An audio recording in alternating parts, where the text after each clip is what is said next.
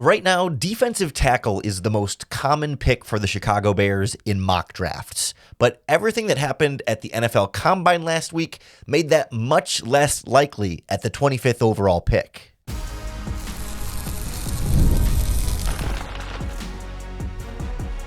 You are Locked On Bears, your daily Chicago Bears podcast. Part of the Locked On Podcast Network, your team every day. This is Locked On Bears, and I'm your host, Lauren Cox. I'm here to bring you your daily, in-depth Chicago Bears news and analysis. On the show today, we're going to go through some of the big winners and losers at the NFL Combine for the Chicago Bears when it comes to draft targets at some of their biggest positions of need. We'll talk about the defensive tackles that helped themselves quite a bit and hurt themselves quite a bit, and why that makes it a tricky spot for the Bears, at least with their first round pick, but some other options maybe a little bit later in the draft that could be really intriguing based on what we saw in the field drills in Indy. We'll also look at this safety class where some of those guys absolutely were off the charts testing that could bring some lower guys into the Bears range at 25 or take some of the first round guys out of the Bears range at 25. And then we'll talk a little bit more big picture about what we learned from the Combine in general and our annual reminder to not get too caught up in the numbers and the testing this time of year. I do want to thank you for making the Locked On Bears podcast your first listen today. We're part of the Locked On Podcast Network, your team every day. Today's episode is brought to you by FanDuel. FanDuel is giving you a way to turn your energy into even bigger potential wins with a college basketball parlay profit boost. Head to FanDuel.com to get started. To me, defensive tackle and the defensive line is the biggest need the Chicago Bears need to address this offseason, and it's why that is such a common pick for them in mock drafts. Most often, you're going to see mock drafts giving the Chicago Bears someone like Caden McDonald from Ohio State, who on the surface absolutely makes sense as a big, powerful defensive tackle on the interior. The Bears absolutely have a need for that type of player, and at 6'2", 326 pounds, he is a big, strong beast that is hard to be moved, and certainly a first-round caliber player for sure. But he in particular did not test very well at the Combine, didn't run all the drills, but even the drills that aren't timed did not look well for him. Like, he didn't run a 40-yard dash because it would have been a bad number for him. He didn't do the vertical or the broad jump or the three cone in the shuttle, but like he did some of the open field bag drills that aren't numbers that get timed and compared to everybody else. And he looked a bit stiff and a bit fat and slow and just not. And of course, he's a 325 pound nose tackle. Like, he's not supposed to look like Adonis or run like the fastest guy in the field. But you were wondering, like, how well would he show up and maybe look particularly athletic for his size? And it was really not the case for him. And he doesn't really fit the mold of what Dennis Allen has historically preferred anyway.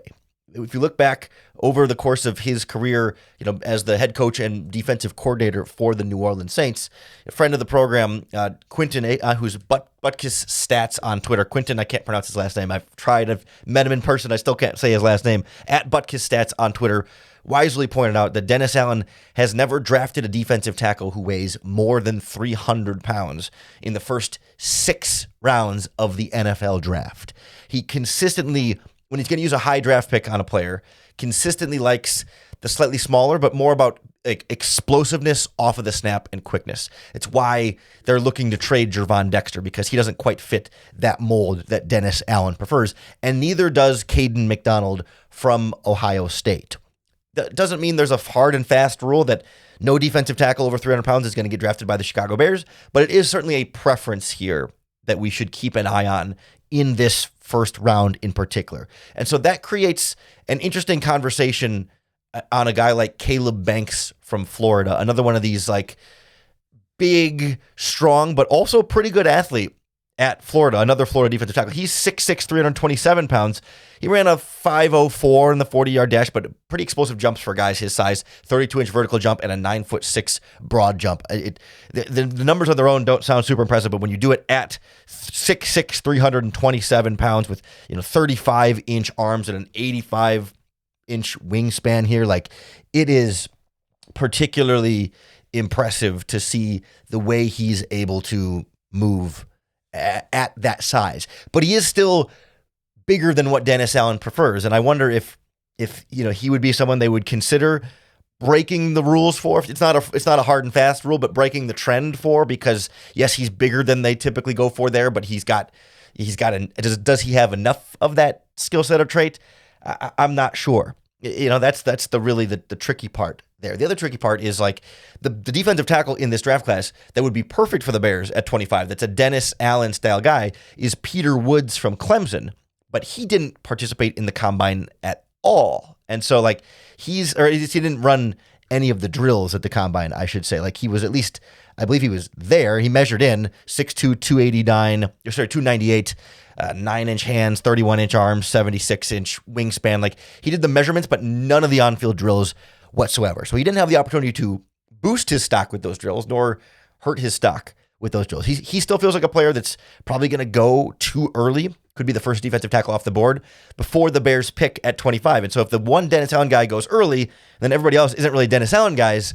There's not a sweet spot Goldilocks defensive tackle that fits the mold and would be there when the Bears pick. Because guys like McDonald and like Lee Hunter from Texas Tech is another one of these like bigger guys that just didn't test nearly as well to like, if the Bears are going to make an exception, it's not going to be for either of those two guys because they just weren't the type of athlete. So if I'm the Bears looking at defensive tackles in this draft, it's probably not going to be with the first round pick unless you're trading up for Peter Woods from Clemson. But you look at the combine, there were a number of like mid-round defensive tackles that do fit Dennis Allen's mold that had great weekends. These are not going to be guys that are super common, well-known players unless you're a super draft nerd.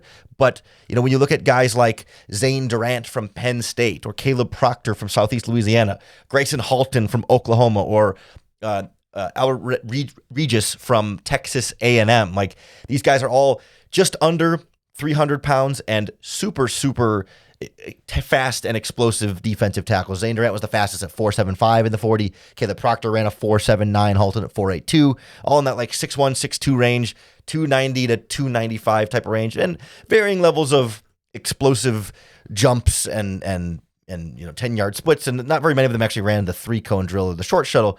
But like these are the types of defensive tackles that really fit that mold. They're not going to be guys that step in right away and are 8-sack guys as rookies, but like these are the types of pass rushers that, with that third round pick, maybe fourth round pick for some of these guys, or if you traded down in the second round, later in the second round or into the early third from there, like any of these guys could be in that type of range as those like penetrating 3-technique interior pass rushers. Like I think back to, it's been a handful of seasons now, but back in the 2016 NFL draft, the Saints and Dennis Allen drafted David Onyemata in the 4th round. And like these guys feel like any of them could be that range type of player who drafted as a 4th round pick, right? You're not necessarily expecting them to come in and dominate right away or be this, even pan out to be like a starting level defensive tackle. But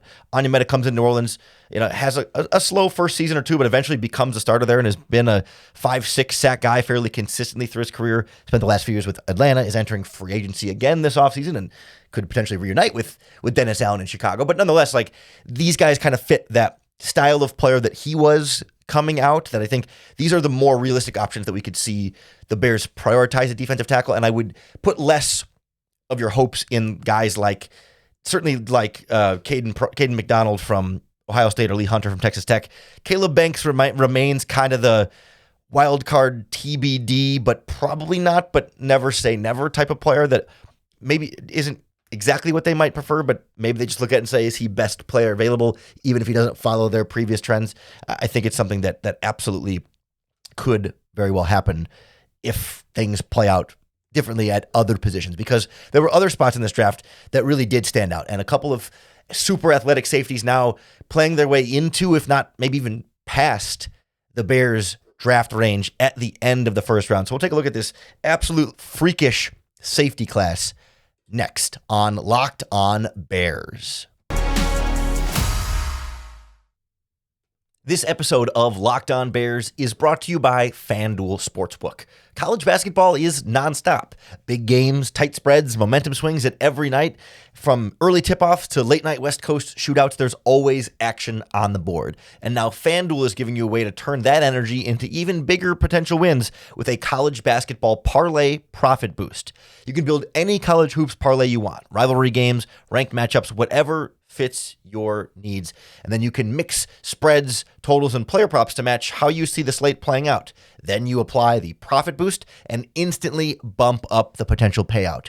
Whether you're riding with the Illini or Purdue way up there in the Big Ten standings, or, the Northwestern faithful holding out hope, they're not a great season for them either. You can go safe, go bold, or ride with the team you've been following all season. It's your parlay, your style, now with more upside behind it. Head to FanDuel.com to get started. That's FanDuel.com. FanDuel. Play your game. The Locked On Bears podcast is also brought to you by Indeed. Between workplace chaos, deadline stacking ups, and inboxes overflowing, the one position you have to fill is still sitting open. But when the pressure's on and you need the right hire, this is a job for sponsored jobs. Indeed, sponsored jobs helps you reach the people who actually fit what you're looking for with the skills, experience, and location you need, so you're not just hoping the right candidate stumbles across your post. And in the minute I've been talking to you, companies like yours made 27 hires on Indeed worldwide, according to Indeed data. So if you're hiring, spend less time searching and more time actually interviewing candidates who check all of your boxes with less stress, less time, and more results. When you need the right person to cut through the chaos, this is a job for Indeed sponsored jobs. And listeners of this show will get a $75 sponsored job credit to help your job get the premium status it deserves at Indeed.com/podcast. Just go to Indeed.com/podcast right now and support our show by saying you heard about Indeed on this podcast. Indeed.com/podcast. Terms and conditions apply. Need to hire? This is a job for Indeed sponsored jobs. So while the defensive tackle class got a little trickier for the Chicago Bears, I think the safety class stepped right in to fill that void. They were one of the big winners collectively at the NFL Combine this week, really off the charts with some strong performances from some of the top guys in the class. Now, it's worth noting the consensus number one safety in this draft, Caleb Downs from Ohio State, did not participate. Much like we heard about the top defensive tackle didn't participate, neither did the top safety. Caleb Downs still, did the measurements, got weighed in and did the medicals at 5'11", 206, et cetera, but didn't run the drills or anything like that. He's already kind of locked in as the top safety. Not really sure he had a lot to gain by performing, but certainly could have, if he did poorly or whatever, could sort of hurt his draft stock. But while he didn't perform, most of the other top safeties did the drills with a lot of success that created some added hype around these players that either brings a couple of guys that were maybe borderline first-round picks firmly into the first round, and I guess the Bears got to hope they don't go too far up and pass where the Bears are with the 25th pick in the first round. The name that jumps out right away is Dylan Thieneman, the safety from Oregon. He was the one who ran, I think not the second fastest, but of all the top names, he was the fastest of the first round caliber guys. Ran a 4.35 40-yard dash at 6 foot, 201 pounds, plus a 41-inch vertical that was one of the fastest, or one of the highest, I should say, among safeties, showing off speed and explosiveness. And sure, there was plenty of that on tape, but maybe not quite 4.35 speed from him at safety. He's someone who's been mocked in that early second round, late first round range for a while now, but I think he's going to be firmly a top 30 player, if not top 25, if not starting to push top 20 even, and starts to get a little bit out of the Chicago Bears range there. That's the fear, is that it elevates him too much as things go on here. But for a Chicago team that currently doesn't have any safeties under contract, they're trying to re-sign Kevin Byard, not really trying to re-sign Jaquan Brisker. There's going to be changes at that position. They're certainly going to get two starters under contract before they get to the draft, to not go into the draft saying, oh, you have to get a safety in the first round because you're just so desperate to fill that need. But I also think they'll be in a position where if they do draft a safety in the first round, there will be playing time and likely a starting job sitting there for them in Dennis Allen's defense. And someone like Thieneman, I think, would be a great athlete, because we heard Ryan Poles, and I think Ben Johnson said it too at the Combine, but Poles especially said the Bears want their defense to be faster. They want to make a faster defense. I think that includes the defensive line. They want faster defensive tackles. I think they want plenty of speed at linebacker, but also in the defensive backfield. And so getting the guy who ran the 4.35 at safety in the first round is a great way to make your defense faster. But some other safeties that did well for themselves in this conversation that, maybe aren't as mind-blowing speed 40-yard dash numbers, but like another potential first-round safety, Emmanuel McNeil-Warren from Toledo. He's bigger at 6'3.5", almost 6'4", 201 pounds. He ran a 4.52, or AJ Halsey from LSU, even bigger at 215, ran a 4.52. Like, these guys are long-rangey safeties that, the 4.52 doesn't feel as impressive when you know that you've got Thieneman at 4.35, but 4.52 is no terrible time by any means for a safety. Like, that's still good enough speed. But if teams start to get a little speed hungry, or speed happy, could that drive, especially McNeil-Warren, down a little bit? Like, Halsey has already been kind of a second round, maybe even third round, but probably firmly second round type of safety in there. Like, he's not in the conversation for 25, but McNeil-Warren and Dylan Thieneman have been kind of the two potential late round safeties. And if Thieneman is kind of the standout athlete right now, and McNeil-Warren is maybe a little bit more, I don't want to say average athlete because that feels insulting, but like less extremely dominant athlete, like maybe that makes him more likely to be there at 25. Like, there's only going to be a few safeties that go in the first round. And so if Caleb Downs goes maybe top 10, top 15, and Thieneman goes maybe top 20 or top 25 right before the Bears pick, like then could McNeil-Warren still be there in that range? Or even if you trade down and get him later in the first round or at the very top of the second round, like that feels like the range might be able to be for him. One other safety I'll mention here as well, Kamari Ramsey from USC, potential second or maybe third round pick, really versatile hybrid player that plays a lot of slot cornerback, but some strong safety, a little bit of free safety, but can kind of do a little bit of everything in your defense. He ran a 4.47 at 6'2", 202. And I'm just using the 40-yard dash as a easy, accessible number that we all kind of have a loose idea of like what those types of speeds mean at that position. But, he's someone who is more than just, and all these guys are more than just straight line speed athletes there, right? Like some of these guys, like Ramsey didn't do any of the other drills, so we don't have a lot more to compare to them. But like someone like Lorenzo Styles from Ohio State was the one who set the record for 4.27 this year. Like he also jumped 39 on the vertical, right? Like these guys have explosive traits in addition to straight line speed. But the 40 number is just the one that's easy for us to kind of get a quick glance of like, yes, that's a really fast athlete. Especially, I think at the safety position, I don't want to say the 40 time matters. I don't want to overstate the importance of the 40 time, but when we think about what a 40-yard dash actually is, right? Player running in a straight line for 40 yards, it's like wide receiver, cornerback, and safety are like the two position or the three positions that are probably going to run in a straight line for 40 yards more than anybody else. Even running backs rarely get a straight line of 40 yards, but if you're a deep safety in coverage, you might have to run and chase after a ball 40 yards in the air, just like a receiver or a corner. So like it matters more for this position than most others in terms of applicable on the field in real football action, and not just, fun combine numbers that show some athleticism but don't really actually apply to what a football player is doing. Like offensive line 40-yard dashes don't matter in almost any real way because they're never going to be running 40 yards. You don't need them to be fast running 40 yards in a straight line there. So same with quarterbacks even a little bit too. So you've got a bunch of athletic safeties here that are playing their way up the board, where McNeil-Warren and Thieneman are potential picks at 25. Hawley and Ramsey are potential picks there in the second or third rounds there. And then, someone like Jalen Kilgore from South Carolina is a name to keep an eye on later on, or, now the Ohio State safety, Lorenzo Styles, like he's going to be a day 3 draft pick, but you get a guy 6 foot, 195 pounds who can run a 4.27. Someone at least want him as a gunner on special teams where you need him to be running. So like as a late round option, like he was a big winner from the combine there. Whereas like McNeil-Warren and Halsey and Ramsey, I guess a little bit, but mostly Halsey and McNeil-Warren, like not big winners. So if there's an overreaction, can you take advantage of that and still get a really good football player in either of those two guys that didn't test as well, so they're not going to go as early, but hey, just give me the good football player. And I don't care if over the course of 40 yards, he's 0.2 of a second slower or less than 0.2 of a second slower. Like, how much of a big deal is that really if he's smart in coverage and a good tackler and can blitz off the edge? Like, that to me is what's ultimately going to be more important.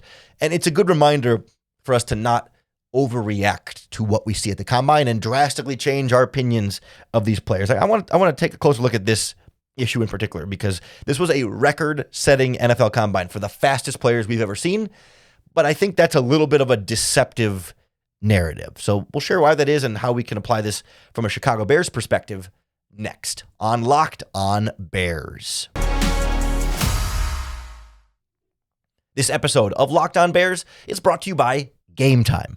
We live in a world where you can stream anything, you can order foods in minutes, and carry supercomputers in our pockets. And somehow, buying tickets to a live game still feels complicated. Between hidden fees, jumping prices, and endless steps, there has to be a better way. And that's why I use the Gametime app. It gives fans the advantage and makes getting tickets simple, whether it's NFL games, concerts, comedy, whatever you're into. While I was in Indianapolis for the NFL Scouting Combine, I used the Gametime app on my phone, and I bought tickets to go see the Indiana Pacers play. And I got great seats for $17. And it was a fun game against the 76ers. All the Pacers fans around me were super nice. I didn't have a rooting interest in Indiana, but hey, when in town, check it out. And the Gametime app makes it super easy. 2 taps, and you have great seats locked in. Fast, easy, done with all the fees included in the price, so there's no surprise fees at checkout. So take the guesswork out of buying tickets and download the Gametime app. Create an account and use our promo code LOCKEDON to get $20 off your first purchase. Terms apply. Again, create an account and redeem our code LOCKEDON for $20 off. Download Gametime today. This was a record-setting NFL combine with some of the fastest 40-yard dash times and most explosive jumps that we have ever seen in Indianapolis. And that's great, and it's super cool to see high-level athletes perform in measurable ways that we can quantify and compare. But that fact is deceptive and doesn't necessarily capture the NFL draft class as a whole, and it serves as a good reminder for us to not fully overreact to what happens at the NFL Combine. That all of a sudden, well, all these super fast athlete players that we talked about, we got to draft them over guys that maybe didn't run or didn't run even particularly well, but especially the guys that didn't perform, because that's the real story here. The reason why this was the fastest safeties we've ever seen at the Combine. These were the fastest running backs we've ever seen at the Combine. Like, go across position by a position, the average 40-yard dash times are higher than they've ever been, and the peak 40-yard dash times are higher than they've ever been. And a big reason for that is fewer players are actually participating in all of the drills. And the players who choose not to run the 40-yard dash, for example, probably most of the time know that they wouldn't run the 40-yard dash particularly well. So why am I going to run the 40-yard dash if I think it's going to hurt me? I would be better off waiting until my pro day, where maybe it's a more favorable surface and timing, or just not running it at all and not putting a potential bad number out there. So there's a selection bias here. No one individually is doing the bias themselves, but like the data ends up slightly biased because you're, instead of having every player run it and the average being higher, you're seeing more that only the fast players are running the drills. And so then all of a sudden the average goes up because the slow players just aren't doing it. And that's not universally the case. You still see some players try to run the drills and run slow. There were a couple tight ends that you're like, oof, why did he bother running the 40-yard dash if he was going to be, 4.9 seconds? Like, there are still players who run these drills and do end up hurting their stock. And a lot of times those are the players who don't have anything to lose. You're already an undrafted free agent, so you might as well try and impress out there. But like, you're not seeing some of the other potential slower players run 40-yard dashes. And I'm using that again as an example here because these guys skipped all the drills. You only saw like one running back ran the 3-cone drill this year 4 running backs ran the short shuttle. You had like 7 wide receivers did the short shuttle and 7 wide receivers did the 3-cone. Like there were 37 receivers there and 30 of them passed on the 3-cone and short shuttle drills. Like you're going to have higher average numbers then because you only got 7 guys running it. And those 7 guys probably are running it for a good reason because they think they're going to do well in those drills. And so, yes, over time, football players are getting bigger, faster, stronger. Like human evolution, we are learning more about sports science to make guys bigger, faster, stronger. And yes, generally, like the athletes that run the combine this year are better athletes than the athletes that ran the combine 20 years ago. But it's not like, oh, all of a sudden we have mastered some hyper robotic class of just absolute freak athletes that are way faster than anybody else that's ever been at the combine. It's just like, no, the averages have been elevated because you've taken the bottom of the data set out because fewer and fewer players are not running the 40-yard dash. Like if I do a quick little math in front of me, when we talk about the safeties and the cornerbacks, the defensive backs, position where 40-yard dash really matters, 34 players ran the 40-yard dash at the combine at defensive backs out of the 54 that were there. So there were 20 DBs who chose not to run the 40-yard dash. If they had all run the 40-yard dash, the average is likely going to come down a little bit there. And all of a sudden, it's not the fastest safety class in the history of the combine. It's just the fast guys are running. The not so fast guys aren't as often running this year. And even the guys that do run and are great athletes here, like the combine, when a guy runs a really fast 40-yard dash or has explosive jumps, or again, I'm just using it as an example, or a 3-cone drill, like a lot of times we already knew these guys were fast. We don't need to count it twice necessarily. Like I think about the Ohio State linebackers, Arvell Reese and Sonny Styles, the other Styles brother. Like they both had insane 40-yard dash performances, right? Like they were 2 of the fastest linebackers out there. You know, Arvell Reese was a 4.46 at 241 pounds. Sonny Styles was a 4.46 at 244 pounds. Like, wow, those are really impressive times. But we already knew they were super freak athlete linebackers at Ohio State. Like they didn't become like the 40-yard dash number doesn't tell me they're faster than I thought they were. They tell me they were fast as I thought they were. Like to me, it shouldn't boost their draft stock necessarily. It should just have already been high and confirm where their draft stock should be. Like, sure, there are some players who will surprise you with their athletic testing, and that can be sometimes a valid reason for moving a player up a draft board. But fairly often, the guys who run fast are the guys we expect to run fast. And the guys who run slow are the guys you expect to run slow. Like the combine should be more about confirming what we already thought as opposed to being like, wow, that guy's really fast. Let's elevate him, because we should have already thought he was fast. And same with like, wow, that guy's really slow. We should drop him. Like Caden McDonald from Ohio State. We talked about him earlier. Like not particularly fast looking. He didn't measure in the times, but like, yeah, he was already a nose tackle. Like he's already a big slow player. Like that's okay. We don't have to like totally drop his stock because the 325-pound guy and turned out to be a little bit on the slower side. Like I'm stunned that the huge nose tackle didn't run fast. Like it shouldn't move the needle all that much for very many players. Certainly not the top players in the draft that we've all spent a lot of time watching and seeing the tape. I'm sure there might be a lesser known player that that has a fast 40 time. And you're like, oh, all of a sudden I got to pay more attention to him, or I got to go back and watch him, or whatever it might be. And those are the guys that can become, risers and can move up the draft board because of what they do. I mean, I think we can throw in Caleb Proctor from Southeastern Louisiana that we talked about earlier, the defensive tackle that maybe hasn't gotten a ton of attention throughout this process, but sure as heck should now when he's running a 4.79 at 291 pounds, or Zane Durant 4.75 at 290 pounds, or even like Malachi Lawrence from UCF runs a 4.52 as an edge rusher at 250 pounds. Like some of these lesser known, or especially smaller school guys, I'm okay with them having big movement. But when we talk about like first round picks moving up or down for guys that we already knew would be first round picks and already knew they were freak athletes, like we just shouldn't get too ahead of ourselves here. So like we also shouldn't get too caught up for Bears draft prospects here, especially when so many of them aren't running all the drills at the combine. Like it becomes a bias sample when, out of the linebackers, 13 linebackers ran 40-yard dashes this year compared to, 16 linebackers who didn't.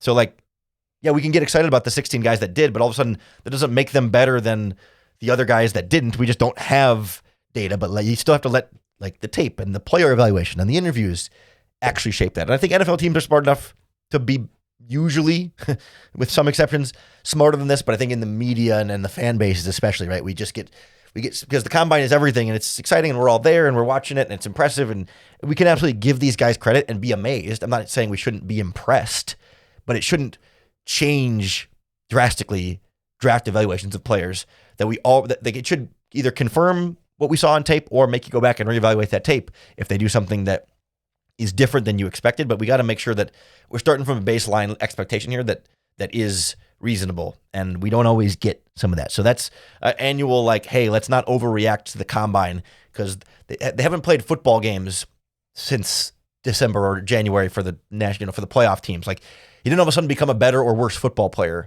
over the last 2 months without playing any games. Like, they locked in who they were, and that's ultimately what's going to be most important. We'll have a lot of time to break down draft prospects all throughout the next couple months leading up to the draft right here in the Locked On Bears podcast. We do got to start turning our attention more towards free agency because that's starting, next week, right around the corner. So plenty to break down here on Locked On Bears. Make sure you hit the subscribe button on YouTube or wherever you listen to podcasts, because that's going to be the best way to keep up with all of our daily, in-depth Chicago Bears news and analysis.